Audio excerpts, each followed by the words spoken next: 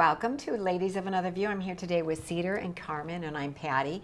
And later on in the show, we're going to visit with an Epoch Times reporter and talk about Comey, who wrote, what is it, 46, or what is it, 86, 47, yeah. You know, that was seen as a death threat, and he's pleading not guilty. So some interesting things on that. And then for the lighter times, I have something to help you through the dog days of summer. And we are really having them here in Bismarck more than usual with 100-degree weathers, temperatures. But first, I want to welcome to the show Mark Mostert, who is a PhD senior researcher at Able Americans, which is one of the National Center's projects to support Americans with disabilities. Welcome back to the show, Mark. Wonderful to be with you. Thank you.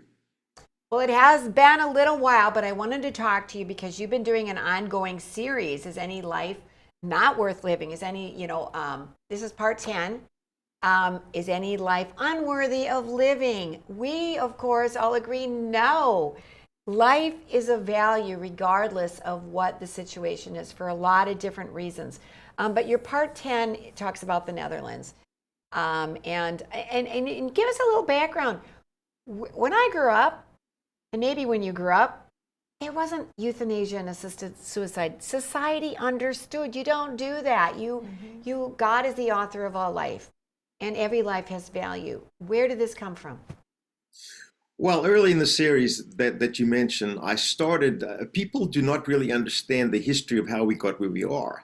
So I wrote the series to trace the modern history of the pro-death movement beginning in the late 1800s with Charles Darwin and his idea of survival of the fittest. And then you go through the 2010s and 1900s, 1920s, where this whole idea of weeding out people that are imperfect really took hold. And eventually that got to Nazi Germany, which is kind of the poster nation for this stuff, where they had specific policies in Nazi Germany to identify people with disabilities, bring them to one of 6 killing centers that used to be mental asylums, and killing them there in the hopes of making a more perfect race. So after that came to light, what happened in the Holocaust, the whole idea of eugenics and survival of the fittest and some people are worthy of life and some are not kind of went underground a little bit in the 40s and 50s, but has resurrected itself in the 60s and went on making this idea acceptable, the idea that killing people for their own good is the way to go. And this percolated up in the 60s into the 70s. There were all these bioethical debates. And then finally we got to the point where legislation started to be passed allowing for this. And ground zero, as you mentioned, was the Netherlands. The Netherlands basically was the first place where this groundswell of pro-death culture took hold legislatively.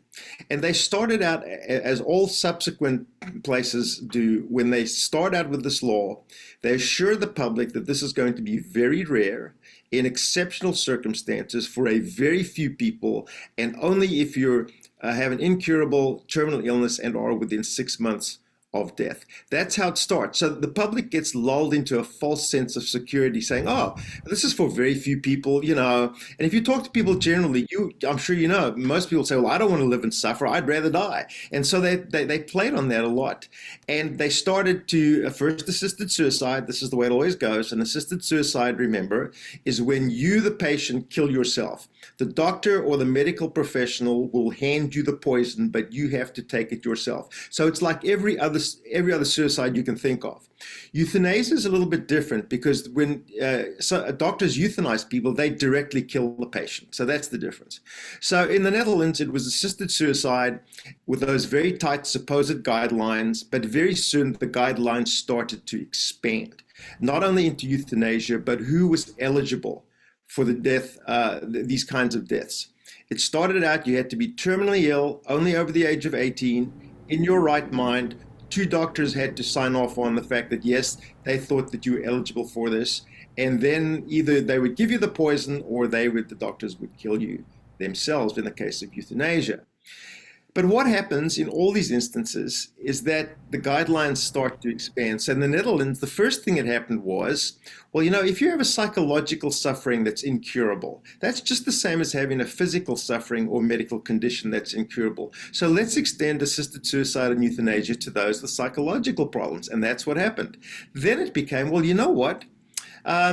we said you had to be 18 years or older, but what about 16 to 18 year olds? They're pretty smart. They know what's going on in the world, and so they expanded it down to 16-year-olds. Okay. Now in the Netherlands, this is how far the slippery slope has gone. Now in the Netherlands, first of all, they for years have allowed euthanasia of children up to the age of 1. Now they've extended that euthanasia from 1 to 12, 12 to 16, 16 and 18 to adulthood. So essentially, assisted suicide or euthanasia can be requested at any time from birth until however old you are. Now, in some cases, if you're under the age of 14 or 16, I think it is, you have to have your parent involvement. If you're under 10, the parents have to give permission. But this is the slippery slope. You start out with very few for a very isolated group of criteria, and you end up killing people just because they're different. And that's exactly what happened in the Netherlands. It's what's spreading across the USA, and it's what's eating up Canada alive as we speak. Wow, and I'd like to point out that with the Nazis, they didn't just kill the Jewish people or people that were helping the Jewish people, they killed the disabled. But I would like to point out that the guidelines also expanded to allow people who don't currently have dementia to write it into their wills that if they develop dementia that they can get euthanized, and that really is inconsistent with them having to be in their right mind. Can you give us some commentary on that, please? Yeah. Well, basically it's a free for all, right? That's you can talk about, oh, there are guidelines and these are doctors, and like we really want to give more power to doctors. I don't think we want to go there, but they're saying one of the criteria was you have to be in your right mind. In other words, you have to be conscious, you have to be able to reason, you have to be very, very careful around that. However, they started to say, well, with people with severe and advanced dementia, their lives are not going to change. They essentially are terminally ill. What are we going to do about that? So the one thing was what you said. People who were in the early stages, but still pretty much in their right minds, were allowed to add this to their will to be euthanized or to conduct assisted suicide. More euthanasia because at the end of life with people with dementia, they're not able to do it themselves. However, what started to happen was that people who had full-blown dementia, who didn't have any request anywhere that they be euthanized, were being euthanized. And when this came out, they got a commission, going to say all kinds of, things. The doctor who did this said, well, you know what? If she had been in her right mind years ago, this is what she would have wanted. There's coercion, there's lying, there's no transparency. This is simply killing people because we can. And that's the devaluing of the life you spoke about earlier. The more we talk about euthanizing people who have serious medical disabilities or serious psychological problems or dementia, the more people get killed, and that's spread across the world. From the Netherlands, it's spread to Belgium. A lot of Europe now has this too. And of course, here in the States, we have next week, New York State will sign in as the 14th state in the United States to allow assisted suicide. Wow. So it's in America now. I'm just wondering, when you're talking about where the country that it started, where it was okay, was there international influence on this? Like, say, the United Nations, they talked about it, or the World Economic Forum, or any of those places. Do you know if they had involvement in... The UN, well, the way it works with the UN's all for human rights, right? I mean, so I don't think I've ever seen anything from the UN, and I used to spend quite a lot of time up there advising on disability issues, that outright comes and says, this is what we want to happen. But the UN is really big on human dignity, very big on human rights, very big on autonomy, et cetera, et cetera. So sometimes in arguments from the pro-death side, they do use these human rights arguments to justify what they do. It's a human right to decide how you want to die. And then they go back to the old message, my body, my choice. That is also very much part of what they say. And so they convince people that this is now a viable medical alternative. And as you have doctors coming through medical schools, they are now taught that assisted suicide and euthanasia are absolutely legitimate, quote unquote, medical treatments. Think about that. Wow. Doctors who are supposed to preserve life and make people comfortable at the end of their lives are now being trained to kill them and to offer that to people should it come up. It's absolutely. So we're gonna take a break, and when we come back, we're gonna pick up from where you just mentioned. now it's an alternative, and it's an alternative that's just boggles the mind. Some of the people, we're going to talk about some case histories when we come back after this. We're not some big city operation with a call center that doesn't even know where North Dakota is. We're Beck, built and rooted in rural North Dakota. We're your neighbors, your cooperative, working together for more than 70 years to keep you connected to what matters most in your life. Our Beck Fiber is more than just internet service. It's what you rely on every day. And if you ever have a question, we're just down the road, ready to help. Beck Communications, committed to you because we're local too. West River Equipment of Mandan is here to help you maintain peak productivity in your operation. As an authorized dealer for many high-quality equipment lines, we have the new and used equipment it takes to make your farming, ranching, or construction operation profitable and efficient. West River Equipment also has the parts on hand and the experienced technicians in our shop to get your equipment back in action fast. Find what you need at West River Equipment on Old Red Trail in Mandan. Yeah, U.S. Cattlemen is a member organization that each member has a vote in anything we do with policy. We're representing the independent cattleman or the cow-calf guy or an independent feeder or whatever. We like to support the independent producer. Talking about mandatory ID, we're talking about cool, we're talking about all the legislation that's going to be coming down with the new administration. There's going to be lots of moving and shaking, so always check us out at our website, uscattleman.org. Come on in and experience small-town hospitality and the personalized care that makes car buying a pleasure. We know that every journey starts with the right car. Whether it's school drop-off, weekend road trips, or your daily commute, we have the right vehicle for you and your family. With trusted brands, affordable prices, and a team that treats you like family, finding your next car has never been so easy. We pride ourselves on personal attention and quality service. The Set Motors, where our customers send their friends. When I first decided to invest in gold, I was a bit nervous and unsure how to start. Luckily, I found Noble Gold Investments. From the very first call, they made investing easy. No pushy sales tactics, no gimmicks, and no confusing free silver offers with hidden fees. Just honest advice tailored to my needs, giving me confidence every step of the way. If you're new to gold investing or want a partner you can trust, visit noblegoldinvestments.com. Welcome to where classy meets Wild West. Buffalo Gypsy Boutique of Bismarck has clothing, decor, and gifts ranging from sophisticated boho style to fun and flashy. Our exclusive brands such as Scully, Double D Ranch, and Tanner Mark provide standout style for the whole family, right down to the little ones. We always have a great selection of Kimes denim, and we proudly offer American-made jewelry and artwork. Find Buffalo Gypsy classing up North Bismarck just off Highway 83.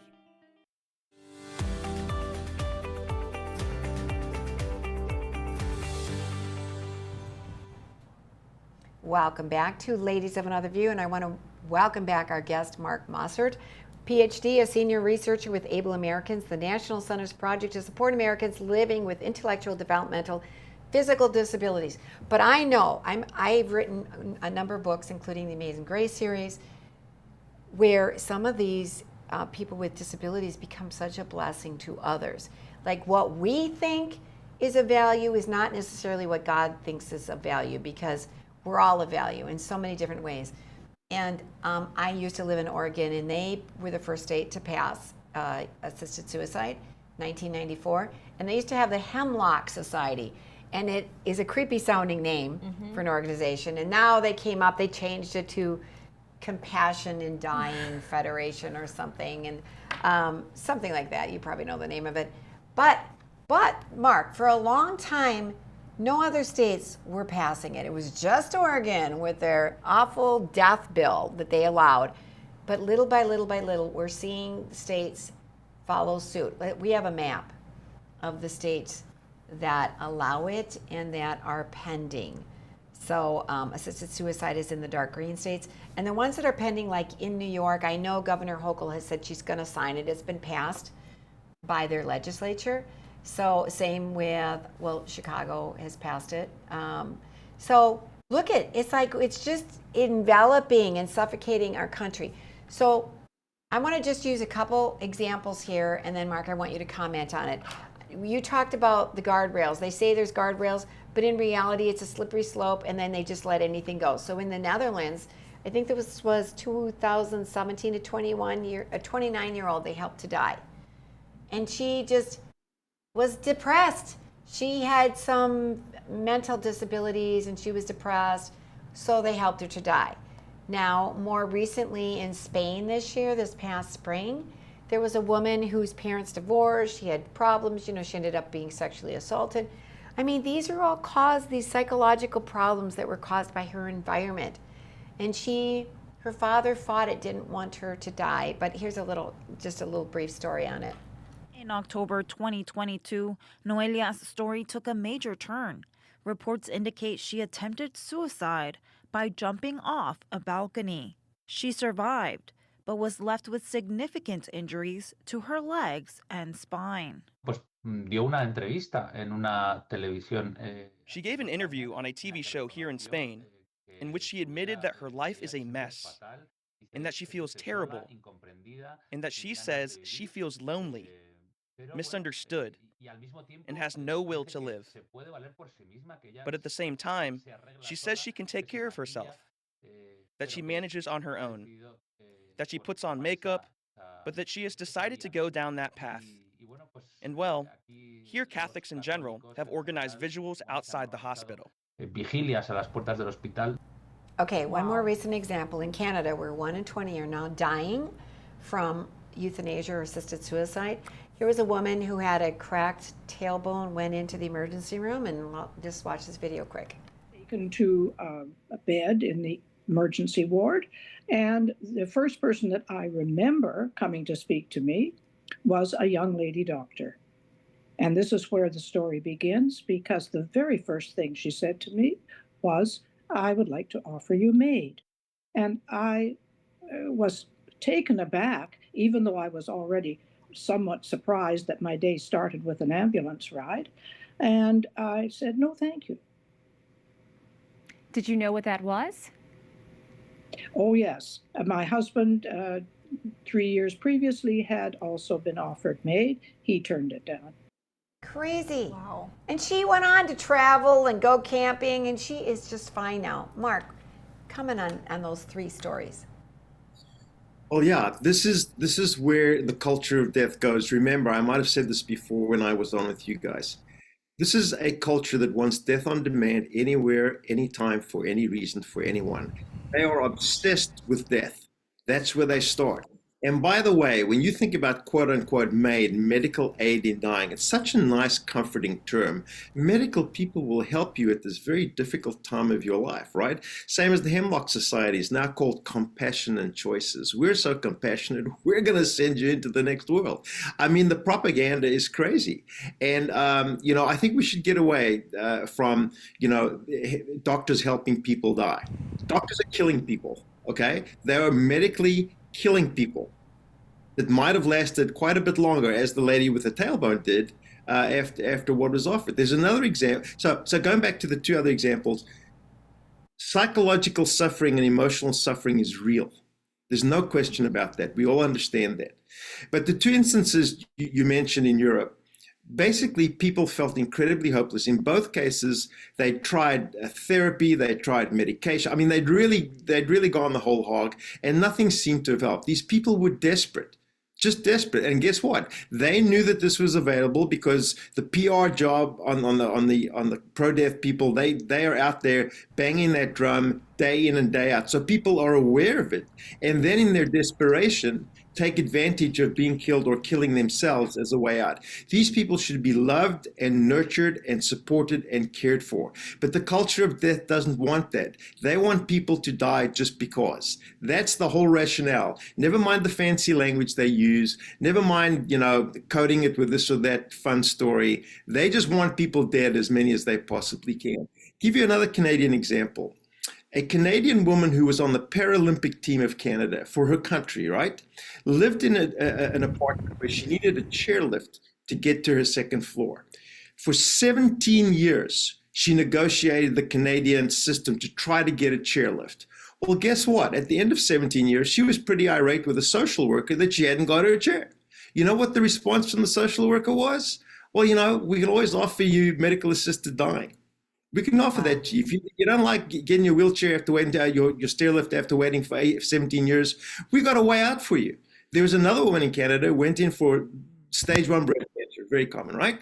The first thing they offered her before surgery and after diagnosis was made. She had the surgery. 3 years later, it came back in her other breast. Same thing. They offered it to her again. She had a double mastectomy at that time, and she's doing just fine. They just want people to die because they play on our fears of suffering.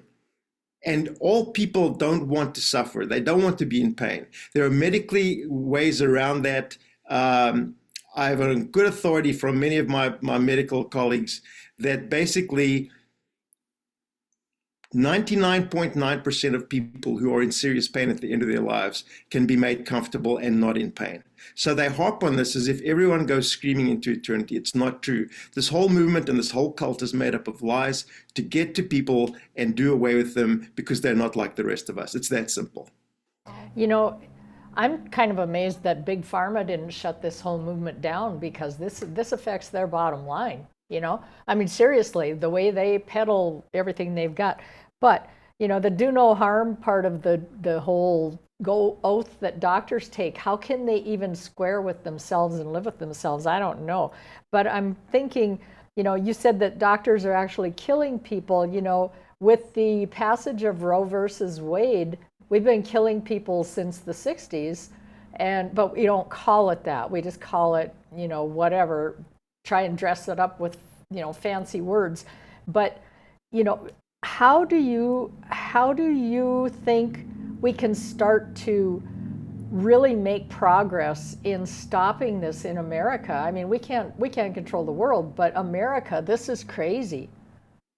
Yeah, I think those are all good points. And the way to stop it, first of all, and this is why I wrote the series, is people have to be aware of what's going on. People don't, when I tell people that the 5th leading cause of death in Canada is assisted suicide and euthanasia, they look at me like I've got 17 heads. They don't believe me. People, that's not possible. But it is. And people do not understand, they do not know. So I wrote the series to say, look, this is where it came from, and this is where we are. The madness that we have now happened over about 140 years, and we have to do something about it. The way to do it is to get into each state and provide a firewall before this stuff becomes law. So, for example, with the New York law going into effect next week, there's no chance to stop it at this point if Governor Hochul signs it, right? What you want to do is you want to have a grassroots movement that watches what state legislatures do, that talks to legislators and says, look, if this comes up in a committee, we've got 20 arguments about why this is a bad idea. And provide that, because once it gets out of committee, once it gets to a vote in the legislature, the other side does a fantastic job of lobbying, and it's likely to pass. So we have to get into that grassroots level, and we start again by explaining to people and sharing with people how terrible this whole culture of death is. Get involved at the grassroots level. Most pro-life organizations in every state are aware of this. They're fighting against it. In our state of Virginia, like I mentioned, we have legislation that's going to come up next year. Currently, our legislation in Virginia says assisted suicide is a really bad thing. It's illegal. You can't do it. The new legislation is going to say it's wonderful and we need to do this to help people out. That's how crazy things are. Mark, that's why we're going to stay in touch with you, keep our viewers informed. I know that they share your thoughts and sentiments. So thank you for joining us. And when you have your next part come out, I want to have you on again. So, that's great. Thanks so much. I appreciate it. Thank you. And we'll be back with Sam Dorman from Epoch Times to talk about James Comey pleading innocent, and also, what else? Voting issues. So that and more right after this.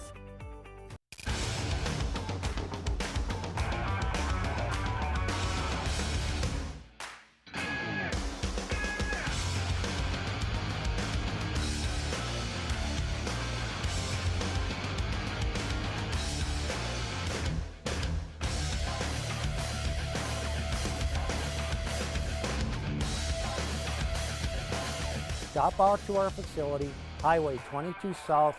Let us build a truck for you. When there's a storm on the horizon, you typically don't get a lot of advance notice. So you brace yourself as best you can and rebuild when it's over. Times like these are what insurance is for, the protection of our livelihoods, our families, our homes, and our lives. We support our community coming together in times of need. As an independent insurance agency, we tailor our services to your needs. At Dakota Community Insurance, we can help you weather the storm. Talk to one of our agents today. There's never been a better time to rediscover the style, reliability, and all-season, all-terrain fun of the all-new Nissan lineup at the new and improved Ryan Nissan. Whether it's the sleek and stylish Murano, the adventure-ready Pathfinder, or the reimagined, ready-for-anything 2026 Rogue, the all-new Ryan Nissan has the vehicle of your dreams at a price perfect for any budget. It's time to rediscover your passion for the road. It's time to rediscover the all-new Ryan Nissan, engineered to endure.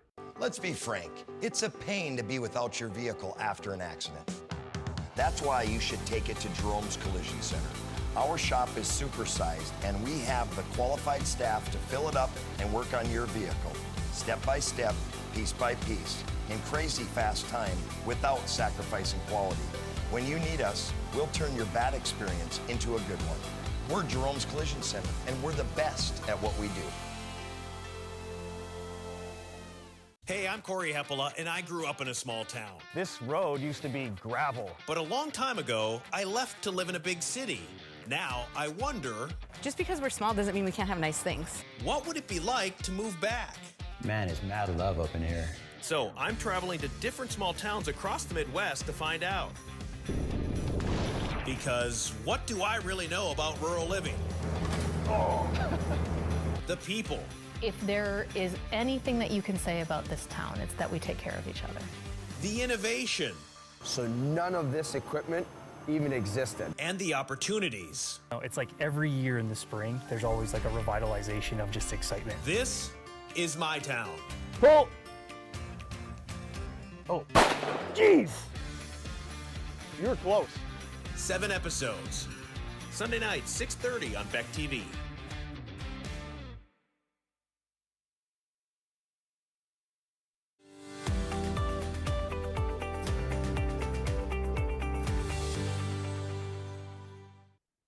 Welcome back to Ladies of Another View, and I want to welcome back one of our favorite guests, Sam Dorman, who is a editor and rights reporter with Epoch Times. Yes. Hi, Hi, good to be Sam. with you. Hi, Sam. Good to have you back. So I looked at a couple of some of the stories that you've been working on. Trump asked Supreme Court to allow restrictions on mail-in voting to take effect. Yes. So this has been going back and forth, and they've been not, a lot of, especially the blue states, aren't even cooperating. They won't supply voter registration lists. So where are we at right now with this? Yeah, so this is kind of in an interim stage. The Trump administration filed this on the emergency docket. So they're basically just asking the Supreme Court to intervene on sort of a temporary basis as litigation proceeds to the court. But they're saying, it's pretty urgent because we're approaching the midterm. So there has to be some kind of action here. If they're not able to get some kind of relief, then it may mess up their plans for, ensuring election integrity for the midterms. And so, it's an interesting case because it's one of many that the Trump administration has had to face about election integrity and balloting and things like that. And so with this case in particular, there was an executive order where Trump basically asked the Postal Service to implement these regulations about how certain mail-in ballots had to be processed and things like that. And a lower court in Massachusetts, a district judge, had said that this was basically intruding on states' authority too much, and that the federal government or Congress has authority over elections, and that the executive branch doesn't have that much authority. And so I think that's probably going to be in the justice's decision making. But I think that they're also going to consider this idea about ripeness, which is this idea that basically the executive order is just kind of telling the parts of the agencies or parts of the executive branch to do things, but nothing has actually been done yet. And so there isn't actually any kind of impact on the states yet. And so, they're saying, there's no actual viable issue for a court to decide. Okay, so your article said that it was just Democratic-led states that Trump was wanting to tighten mail-in voting. Do you think it would be better if he would do all states and not just the Democratic-led ones? It doesn't seem like he's just targeting them for the Republican gain. Yeah, it might. I mean, I don't. I think for this case, it doesn't matter because I think that I think these states would have sued if he did it, if he were applying this to all states. And I think that the claims in particular, like the legal arguments, aren't so much about political bias as they are just about Trump's authority under the Constitution. Um, but this is like, this is a big issue, and especially for Republicans, right? It's interesting too because we just had a case where it was the RNC was suing the Mississippi Secretary of State, who I think was a Republican, and this was the Watson case that was just released from the Supreme Court, and basically the Mississippi was trying to maintain this rule that allowed them to accept mail-in ballots after the election date, just as long as they were postmarked before the election date. And so that the Supreme Court ended up ruling in favor of Mississippi instead of the RNC. And yeah, I think that case in particular is interesting because, it kind of, I think, is giving Republicans more concern that there's not enough regulation around mail-in ballots, and that even Justice Alito said like this is going to open the door to fraud. And so there's concerns that there needs to be more federal oversight and tightening of the process. I'm just going to go to the whole post office thing. I've been waiting for an important letter since July 14th from a town 200 miles from here. It still isn't here. And they're getting mail that's a month and a half postmarked late up at their community. So when I think about how is the post office going to cooperate with this, I know that there were some hearings on Capitol Hill with the post office about how inefficient things are. Can you speak to that a little bit? Do you have any of that information? I don't really know much about what, how inefficient the post office is now. And I don't think that, I mean, I think just generally people assume that it's not a very good, it's a government agency, so it's not going to be very good. But even so, like we've had these instances in the past of there being issues with mail-in ballots, or there's irregularities that show up. There just recently, and this was more of a DMV issue, but I don't know if you saw New Jersey was saying that they had a bunch of non-citizens basically enrolled on their voter rolls and voted there. So it's like whenever you get into these more complex government systems, there is room for error. So I don't know. It's hard to say, and I think just there's that concern that there's already room for error with any of these government systems, and then when you start adding on like mail-in ballots and delivering things through the mail, there's even more, like you're just adding another layer of uncertainty. Yeah. So yeah, now wasn't it, I know I've seen videos of Chuck Schumer and some other leading Democrats that used to be against mail-in voting and said mail-in voting basically is a way to cheat. And they were against it, but now they're completely on the opposite side. They don't want anybody hindering them. Whenever it shows up, you got to count it, even if it's a week later, because nowadays we're not getting elections counted on time. Do you know anything about that kind of background where the Democrats have dug in their heels now, but it wasn't always that way? That's interesting. I haven't really looked into that much, but I think I've seen data showing that Democrats tend to vote via mail, or have in the past, more so than Republicans. So I think that if you're going to have more flexibility on mail-in ballots, it will probably end up benefiting Democrats, at least now. I don't know what it was Right, like, yeah. years ago.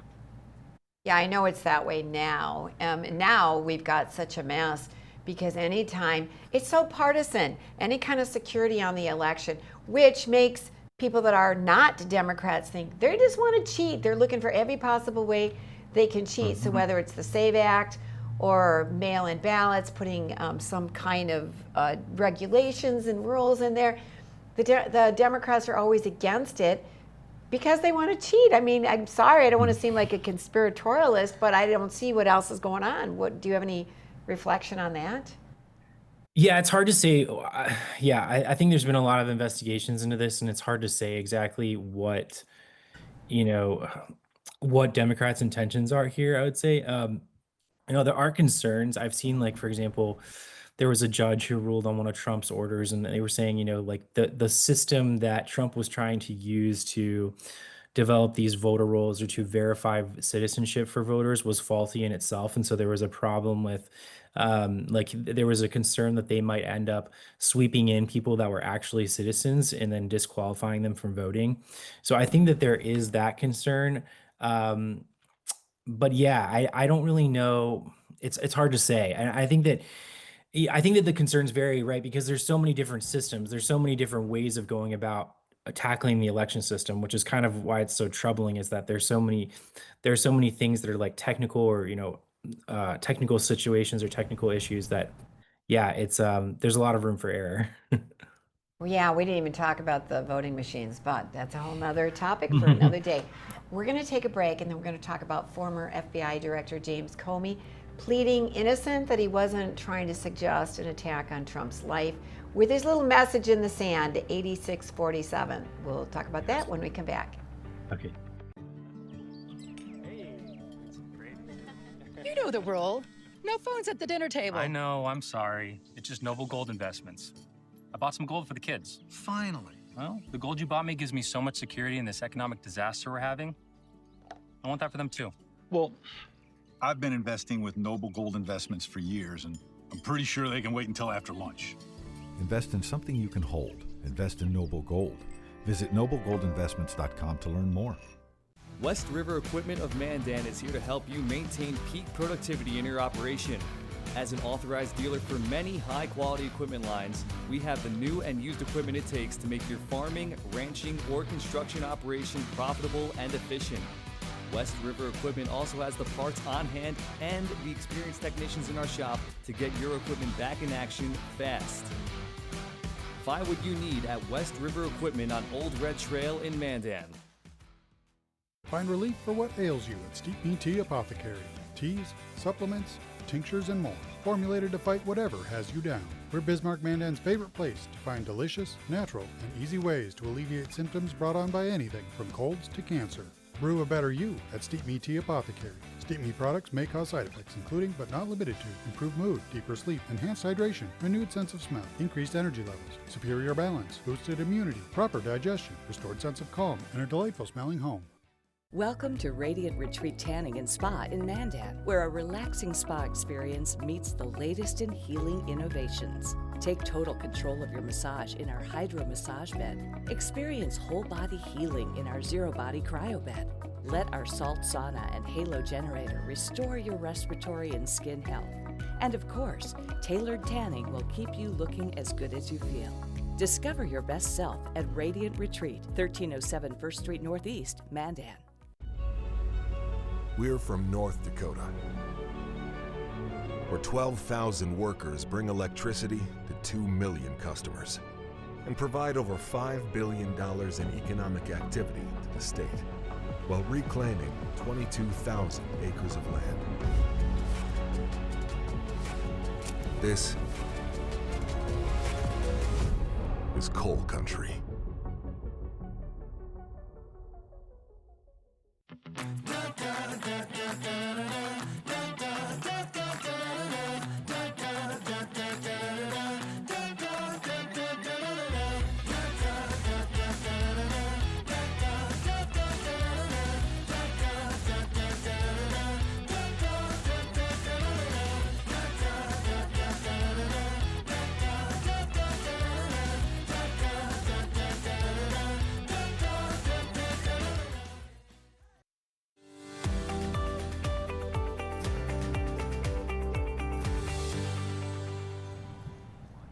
Welcome back to Ladies of Another View, and I want to welcome back our guest, Sam Dorman, who is an editor with Epoch Times.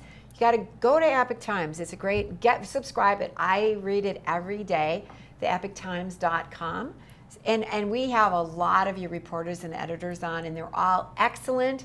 And I love the stories. You really get to the heart of what's going on, and you got to make sure you watch or read good media.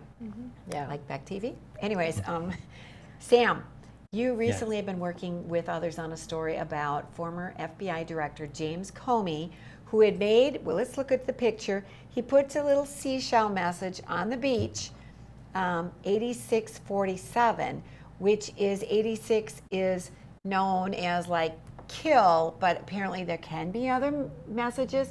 And 47 was President Trump as the 47th president.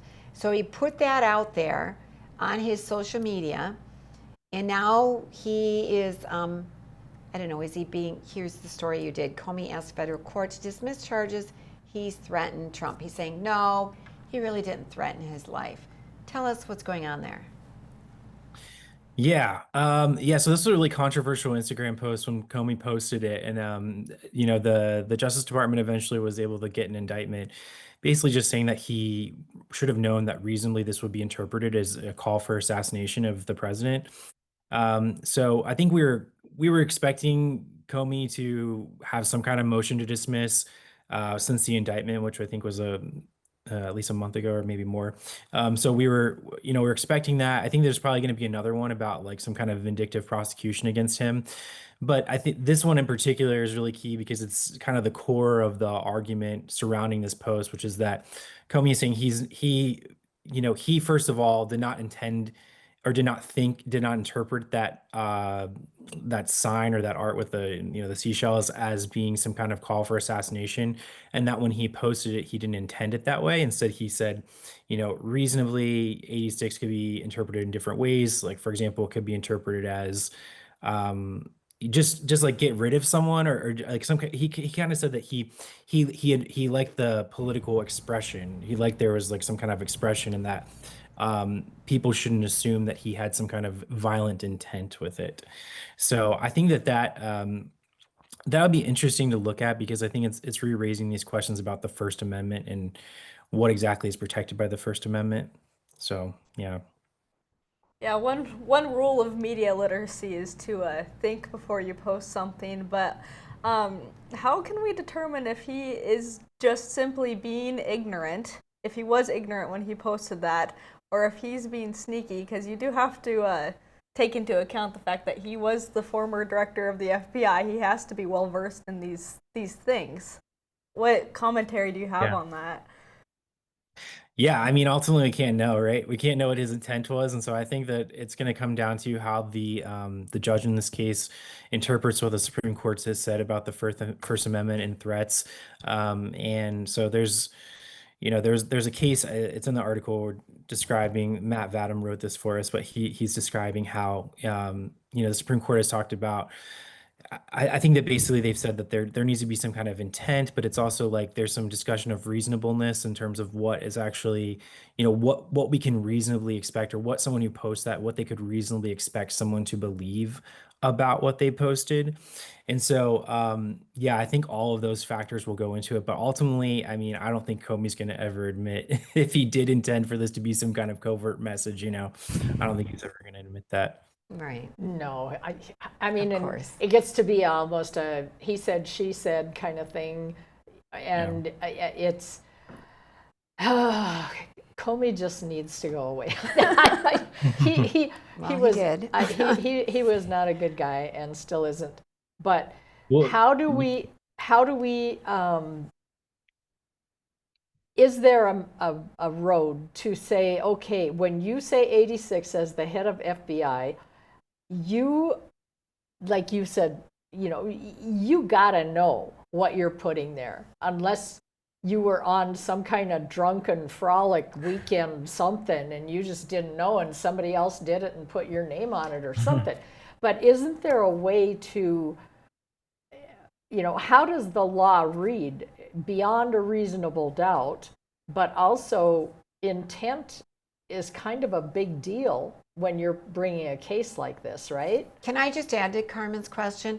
Because we also have to look at what is happening in our culture. Right. And there have been attempts on Trump's life, multiple ones. That's what's happening in the culture.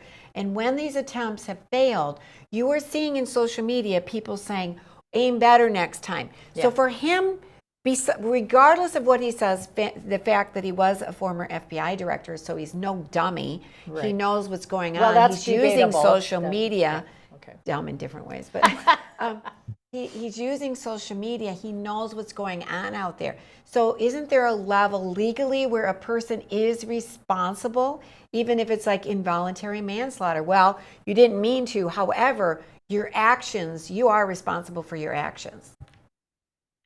Yeah, I think, I mean, it's hard to say. I think it's going to come down to how these judges interpret the Supreme Court precedent, how they interpret other case law. So it's not. I think that is definitely a factor. For example, like how much should he know as a former head of the FBI, and how much should he like reasonably expect people to see or to interpret this in a particular way. But honestly, I think that what's going to happen is the judge is probably going to dismiss the case. If I had to guess, because based on like how these, Comey had another case in Virginia. So if I had to guess, this case will probably be dismissed on some kind of ground, and then it will go to the appeals court. Maybe, I think it'd be the Fourth Circuit, and the Fourth Circuit's about to hear another case about Comey too, which is kind of interesting because that case was dismissed based on, this was the prior indictment about. Basically, it was dismissed for the idea that the prosecutor that was prosecuting him was not validly appointed. So, but that also contains some elements of like vindictive prosecution and claims that Trump was targeting Comey unfairly. So, yeah, I don't know. I think, there'll be oral arguments probably about this particular motion, but then it's hard to say how far it will actually go in the appeals process. And yeah, because I'm sure he's going to file another motion to dismiss, and so there's probably going to be even more. That motion to dismiss, for example, might get more attention later. So what is the ruling that is on the books at the Supreme Court level that could affect either side? Yeah, so like I said, there's this case the Supreme Court ruled on where it basically said that sort of like looking at these types of threats in the First Amendment, what you have to consider is the intent, and then also just generally there's consideration of what the reasonable expectation of is like what someone would reasonably view this particular message as being. So I think those are the two sort of main factors that are being considered, and that's going to come. I think they're going to have to. So I don't think that this is going to reach a stage in which there are depositions or there are sort of like testimony in which Comey is drilled on, what exactly he thought or why how he perceived those messages. I could be wrong, but that's why I just think that there's not going to be a lot of information coming out of this. I think there's going to be more abstract debate about that particular Supreme Court precedent and those two factors I was talking about. My guess is it's going to be dismissed. But you know what? We exposed him as a doofus who doesn't have anything better to do. Former FBI director making little messages with seashells on the beach and posting it. It's like, come on, grow up. What an idiot. So anyways, I bet it's going to be dismissed, but I would wish it wouldn't be. But I don't know. I guess it's a tough case. At least he got charged anyways. So thank you, Sam, for joining us, and hopefully we'll have you on again. We'll keep in touch with the stories you're covering. Sounds good. Thank you, guys. Thank you. And if you're suffering from the dog days of summer, I have just the episode for you. Don't go away. Me and my son were making a switch to natural deodorants, moving away from the aluminum products, the unhealthy ingredients, flip the bottle over, can't pronounce anything on there. And so we started trying different products that were in the marketplace.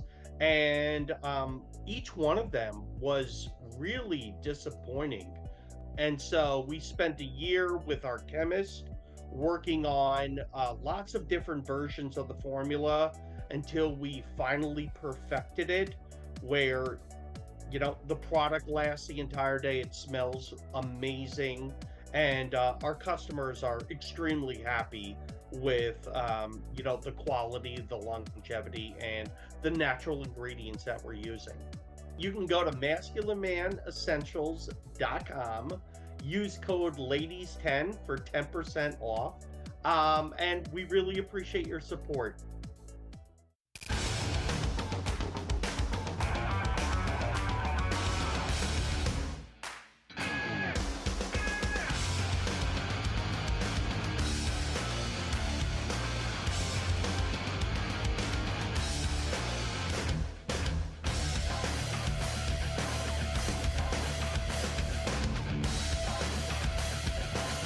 Stop out to our facility, Highway 22 South. Let us build a truck for you. When there's a storm on the horizon, you typically don't get a lot of advance notice. So you brace yourself as best you can and rebuild when it's over. Times like these are what insurance is for, the protection of our livelihoods, our families, our homes, and our lives. We support our community coming together in times of need. As an independent insurance agency, we tailor our services to your needs. At Dakota Community Insurance, we can help you weather the storm. Talk to one of our agents today. We are the St. Mary Sisters. We are building a new facility here in Bismarck, North Dakota, for the sake of training young women to be courageous teachers in this state. The sisters will educate the younger generation to be fully alive through truth and discipline. The sisters' life of devotion and joy will make a positive difference in your community. Check out what we're up to, see what's going on, and join our mission to make a difference in the lives of the children of North Dakota. Let's be frank, it's a pain to be without your vehicle after an accident. That's why you should take it to Jerome's Collision Center. Our shop is supersized and we have the qualified staff to fill it up and work on your vehicle, step by step, piece by piece, in crazy fast time without sacrificing quality. When you need us, we'll turn your bad experience into a good one. We're Jerome's Collision Center and we're the best at what we do.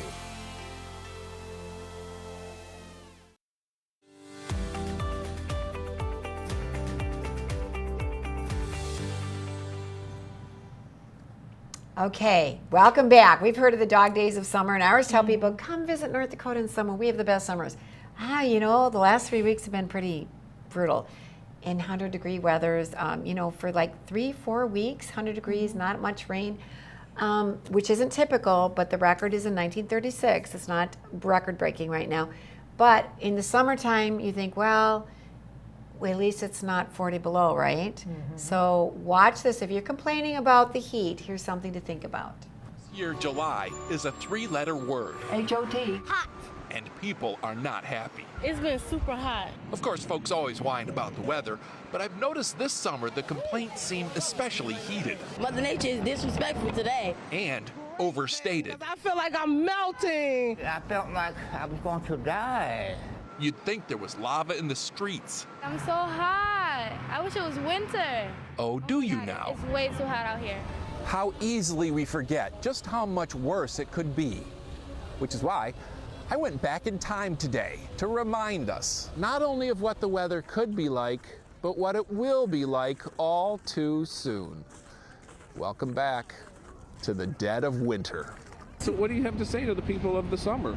Appreciate every moment. You're not missing anything right now. It's miserable out. You don't want to be here. Remember this? Remember waking up to Mount Honda? Last winter was the worst since 1978, with record cold stretching all the way to the Gulf. Fountains froze in Raleigh. This was Arkansas. Need I show more?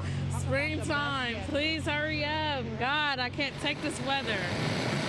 It's a classic example of the grass is always greener, or more wonderfully dormant, on the other side of the tree. I mean, doesn't that look refreshing? Doesn't that look refreshing? I mean, wouldn't it be great to just be able to walk on over and warm up, cool off? In theory, yes. But like whenever you want something you can't have, getting it, or not, is the last thing you really need. What we really need is to accept that humans are relatively delicate creatures. Our comfort zone is a narrow sliver between 68 and 78 degrees. Sway either side of that and we get uncomfortable. We also need to start looking at the bright side of both seasons. In the winter, at least you can dress in layers. You get too hot, you can take them off. But in the summer, ain't but so much you can take off without getting arrested. And in the summer, at least the rain doesn't pile up on your sidewalk. Stay warm. Steve Hartman, CBS News, New York. I love it.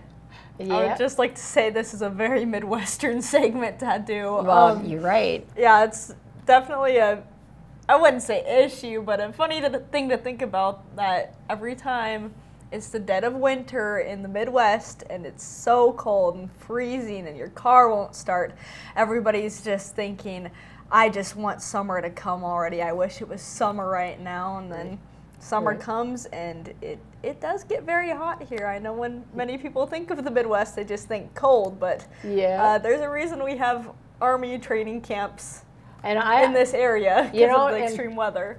Truth be told, I have said it to many people, it's like, oh, it's so hot. It's like, yeah, I just go out and I think 30 below, it's not so bad. Yeah. Because I try and put myself in a 30 below feel. Yeah. And then it's like, oh, it's not that hot out now. I've been saying that to people. I've been saying 40 below though, so my standards are a little. And wind chill's 80 below, right? Yeah. Oh, I have to tell this little story. My husband's brother, he used to say, when winter would roll around, all the snow blowing and everything, and when I retire, I'm loading up the snow blower in the back of my pickup and I'm taking off south. And he said, when I get far enough south that somebody asks me, what is that? I know I've gone far enough. Well, we all know that there's those times in the typically warm states where they get these unseasonably cold winters and snow and they don't know what to do with it. Yeah. And they slip and slide all over. So, I mean, we're ready for anything here. And I would just like to say, the grass is always greener on the other side of the fence. Nothing is ever going to be absolutely perfect. So the secret to life is just sitting and looking at the things you have to appreciate around you and appreciate the season you are in. Yeah.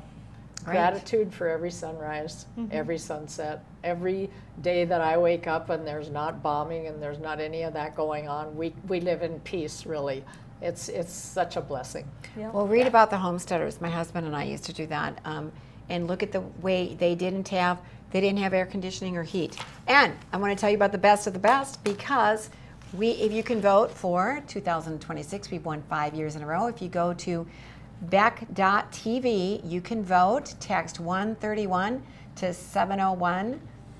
Okay, 701-515-3500. And there's different numbers for each show, each air personality. So if you go to Beck.tv, you can see all that. And we really appreciate it. We've only been best of the best because of our viewers. So we love you guys. Thank you for all the times you have voted. And vote again. We'll appreciate it. Thanks, and we'll see you next time with Ladies of Another View on Beck.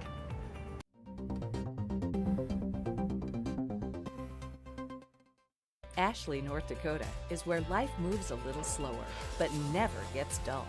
From hunting, camping, and fishing to safe streets where kids can be kids, this is the best of small town living. And Ashley offers everything you need, from healthcare to hardware to countless ways to stay active. Here, we've invested in our future with major upgrades to roads, parks, and education. Whether you're here for the day or here for life, you'll find Ashley's where you ought to be. We are the St. Mary Sisters. We are building a new facility here in Bismarck, North Dakota, for the sake of training young women to be courageous teachers in this state. The Sisters will educate the younger generation to be fully alive through truth and discipline. The Sisters' life of devotion and joy will make a positive difference in your community.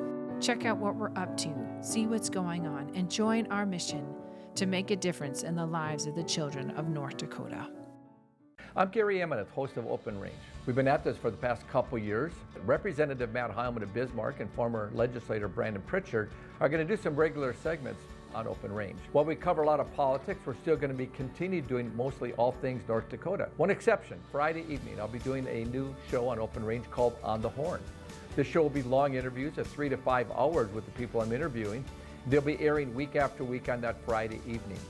So thank you for being a part of the Beck TV and Open Range family. Come on in and experience small town hospitality and the personalized care that makes car buying a pleasure. We know that every journey starts with the right car. Whether it's school drop-off, weekend road trips, or your daily commute, we have the right vehicle for you and your family. With trusted brands, affordable prices, and a team that treats you like family, finding your next car has never been so easy.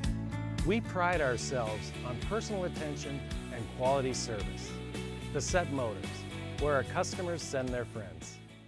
Hey y'all, it's Trent on the loose. I want to tell you, Lady Blue and I, we got a lot of miles together, but you know what? You and I got a lot of miles together as well. And all I want to do is bring to you the information on how we maintain a domestic supply of food and fuel for future generations. So I'm going to continue to travel the world and unearth the stories that make it possible that we can live in a free United States of America.